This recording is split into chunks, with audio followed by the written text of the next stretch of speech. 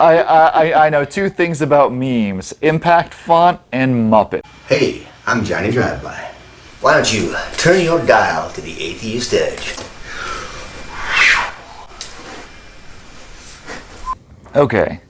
Christian memes. This is a continuation to the meme segment. Yes, because the internet is still terrible. Yes, it is. So let's see what we got here. Kermit the Frog. When I hear people say, "Oh, I've been meaning to go to church. I'm glad Jesus didn't just mean to die for my sins." What does Kermit have to do with any of that? You could put literally any picture in there and it'll be just as meaningless. Oh, I got it. Yeah, so they're like, "Oh, I meant to go to church." Well, Jesus only, he just meant to die for your sins and everything. Yeah. But he didn't. Oops, he forgot to. So you're not saved. Poor you, you're going to hell. Ha! Checkmate, atheists. Well, I mean, they're just trying to guilt the slacking off faithful. Be like, well, the lukewarm Christians. Yeah, like, you couldn't even show up for 2 hours on a Sunday to remember that thing that Jesus did. I'll be honest, I am still wrapped up in what Kermit has to do with it. I'm having trouble thinking of anything else. The only thing I can think of as far as why it's a Kermit meme is it's sort of like a variation of the one where he's drinking his tea. That's that's none of my business, though. So someone saw that meme and they're like, oh, memes mean you put Kermit in them. Right. And didn't what? Maybe, yeah. They thought that lent it some sort of significance because Kermit was in the meme. Yeah, this is like some 70-year-old church deacon trying to figure out how the internet works. And some 20-year-old told him, "Yeah, dude, you put Kermit in it and it'd be golden." I know two things about memes: impact font and Muppets. Right? Yeah. Right. Let's interesting. Move on quickly from that. Oh, this will be fun. You know what? Too much thinking can destroy your faith. What are you telling me, to be dumb? Well, I'd rather be a little dumber and saved than a lot smarter and go to hell. Amen. And it's by Joyce Meyer. And well, that's a lot of dumb to unpack there. Yeah, like I where to start? So I guess we could start by explaining who Joyce Meyer is. You know who she is, right? She is a pastor who apparently has never read that part of the Bible that says women can't teach men. But people listen to her and buy her books anyway. I remember her book. I think we had her when I was in the Christian bookstore. We had her books in the charismatic section, so I'd know if she's in that Pentecostal kind of. Wasn't she also? It wasn't her though, was it? It was the lady that was in charge of the camp, the Jesus camp. I haven't seen Jesus camp, so I don't know. It wasn't the same lady, was it? Okay, well you can edit that out then, I guess. Or leave it in. Yeah, whatever. We're wrong on this show sometimes. Yeah, we're wrong. Anyway, yeah, okay. Yeah, she's a prominent, I guess, prosperity minister or something like that, isn't she? She might be. It's hard to tell where the lines end some point. But I think the idea, the meme is, there's all these passages in the Bible that say, the fool says in his heart there is no God. And it's this vindication, like in a previous video, there was the meme about you don't want to call Christians stupid necessarily, but this one is basically saying, yeah, we're stupid, so what? I'd rather be stupid than go and burn in hell. Yeah, and I don't know. It's such a weird perspective, like from the outside looking in. Like having spent, I spent all this time reading both Christian and non-Christian literature and trying to get both sides of the argument, so I can make as informed an argument as I can and try to understand both sides of an issue. And they don't want to understand both sides of the issue. They just want to have their God said it, I believe it, that settles it. And if you don't believe it, then you're a fool and you're going to hell. Ha ha ha. Right. Well, it's even better. I'd say better, but it's even worse than that. Is that I think it goes farther in that even to question the tenets of the faith, to even raise doubt that anything said within the religion might be untrue, is to fundamentally basically betray your faith, and that's frowned upon, and you're actively encouraged against it. It's not just any kind of neutral stance that the church has on that. They actively discourage you from doing things, and engaging in activities that might otherwise cast, uncomfortable, light on facets of the religion that you might have questions about. They don't want you to explore those things. They just just trust. We'll read you a passage or two out of the Bible every Sunday. Just trust that we're telling you the right thing and don't question it. Just be strong and pray every day and listen to and study the stuff that we tell you to listen to and study, and you'll be fine. Don't go outside of that. Yeah. Now, I will say, in the interest of being well-rounded, we do deal with a lot of believers who are totally cool at asking those questions. Yes, some are. And we've had them on the show, and we like talking to them, but they also do not make Facebook memes for some reason. They're more it's. Yeah, and I think you see that more individually, though, than on the collective level. As far as the collective level, as the rank and file adherents to a religion, they want you to pretty much stay within the confines. And then you have those certain, like you said, charismatic people out there that'll say, "Oh, sure, the whole reason my faith is so much stronger is because I went out there and I saw what was in the world, and I still came back to my faith because that all that stuff, all it did was just show me that really the right path was just with Jesus, and it just confirmed everything I already knew." And but they're not going to necessarily urge everybody in their flock to go out there and experience every other religion that's out there and just be a part of No, they're not going to tell them that. They're going to be like, "Look, I've done it for you. I've went out there and I tell you, I've seen what all the world has to offer, and you don't need to worry yourself with any of it because it's all just wrong, and you just need to hold on to Jesus and don't worry about it." Yeah, that's why they bring in the speakers who have the dramatic testimonials about how, I was out there, I was in drugs and sex, and don't get me wrong, it was great, but nothing compared with the love of Christ, guys. I mean, seriously. And that's why apologists and preachers and pastors love those kinds of stories from people. They love those people like that. You know why? Because then they don't have to risk their own flock having to get out there and experience the world. They can just point to this person and be like, "Look, they've been out there, they've seen it. Don't be like them. Just stay with your faith, Don't try to get into the same shit they were in. Learn from them when they tell you that you don't want any of that kind of life, and that's not for Christians and all that. Just stay within your faith." That's the one thing I respect almost about the Amish, is that they have the Rumspringa, where they say, "Hey, go out into the world for a while." Which is rare, yeah. Yeah, and a lot of American Christianity is never leave the Christian bubble. Listen to our music, go to our schools, read our books. The world, you don't want to be a part of that. Yeah. That's a dangerous place full of spooky people like us. But let's see. Right. Okay, Matrix voice. What if I told you dumbing down religious terms to magic invisible man in the sky makes you sound even more stupid? Okay, so yeah. Probably had the same thought at the same time on that. Yeah, so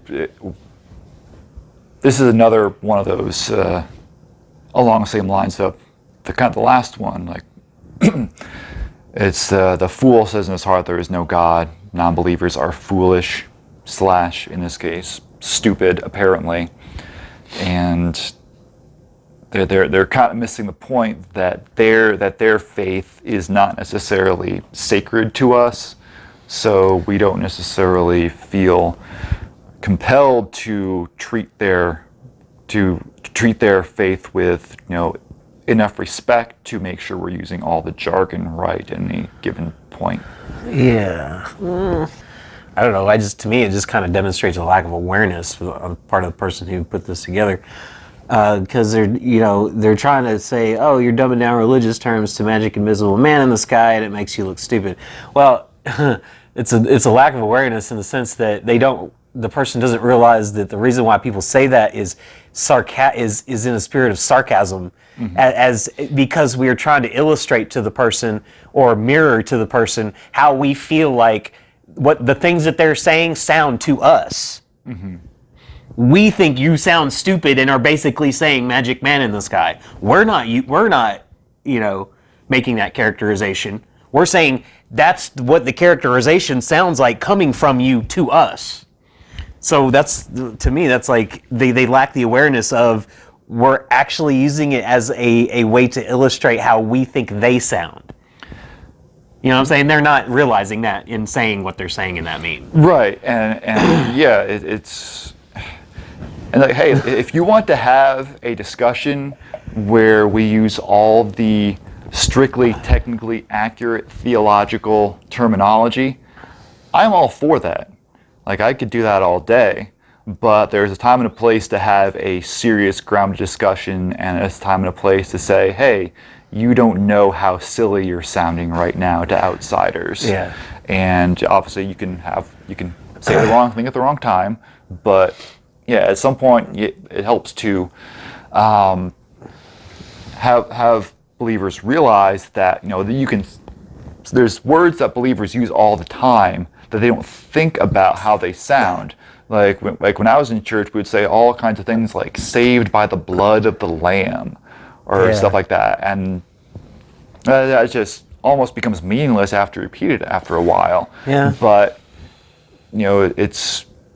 If you were never exposed to Christianity at all, and most of us growing up in the U.S. were, but if you were never exposed to Christianity and you're coming to it brand new, and someone said you're saved by the blood of the Lamb, you'd be thinking, is there an animal sacrifice component to this religion? What is going on here?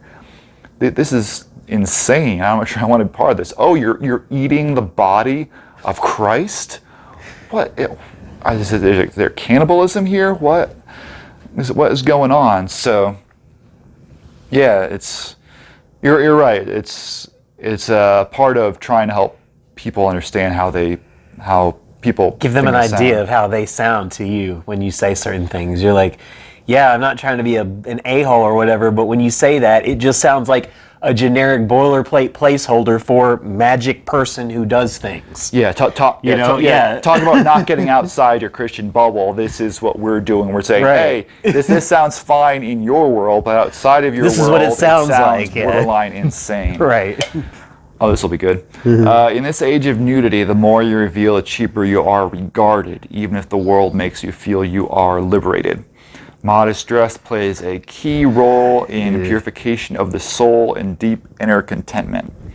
So, can I go first on this one? I'm sure you have fantastic opinions. I have a fantastic opinion on this one. I think the second part of this is a really, that's kind of, it's a little telling.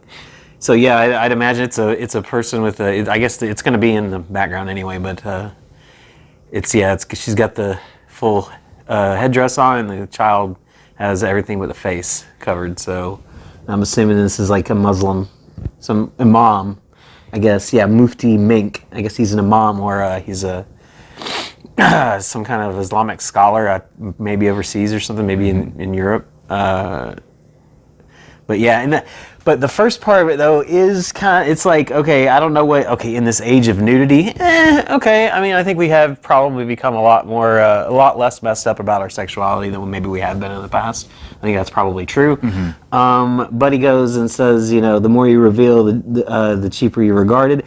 I mean, he may or not. I mean, he may or may not be wrong about that. I mean, the more you kind of like give, the more people are going to take. You know what I'm saying? You give an inch, people are going to take a mile. So, you cheapen yourself to show yourself off, or I'm thinking about Melania. I mean, not that. Hey, if you choose to do that, you can't make people.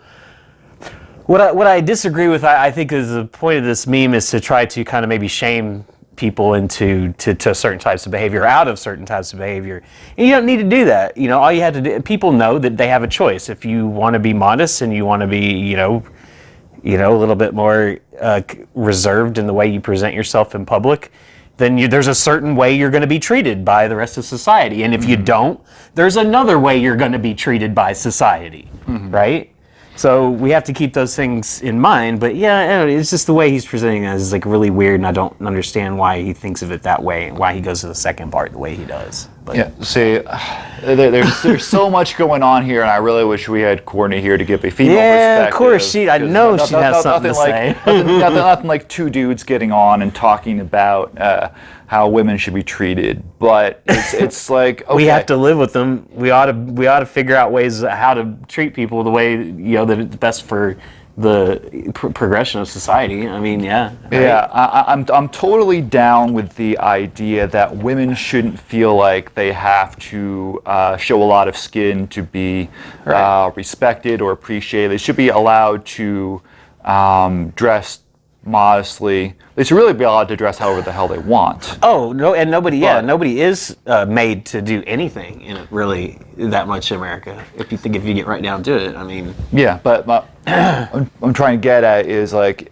if you want to say, hey, women, you don't have to dress provocatively or show a lot of skin in this world. Cool. No, yeah. But of course, this guy is going in the completely opposite direction and say that you cannot show any skin. We will force you to be modest for your own good, and that's where it becomes an issue. Oh, and well, Tilden was trying to make a point of like why only women, but I see the same. I see the same. Outlandish standards be applied to men too. Look at any underwear, any Calvin Klein underwear ad, or look at any superhero movie, or I mean, it's the same. I don't think it matters, man or woman. Yeah, if you're an attractive, well put together, well built human being, you're just going to have certain advantages over others. That's just the way it is. I can say that as an attractive, well put together human being. Right, if you do say so yourself, right? A lot of privilege, but what they call it, the hot privilege. Yeah, that's not what I call it, but it's. And this is not a unique attitude to Islam. Christianity also has a lot to say about purity culture and things of that nature. Slut shaming is definitely a thing in our culture, even by the same people who would be like, this is crazy. They should only be castigated for wearing pants. Or, it's the same attitude, maybe not taken to as much of an extreme. But yeah, I mean, I think that women should be allowed to dress however they want, but they should be encouraged, or at least be aware that it's an option to dress in a way that they feel comfortable in. They shouldn't feel like they have to dress a certain way for someone else. They should just dress and feel good and feel comfortable. And yeah, I think they ultimately already do. Cool. Well, we solved this problem, guys. All right, that's enough memes for one show. I can't wait to see how deep this well goes. So it's a big rabbit hole. It's a deep rabbit hole. Yeah. So stay tuned for more internet fun. Bye, guys.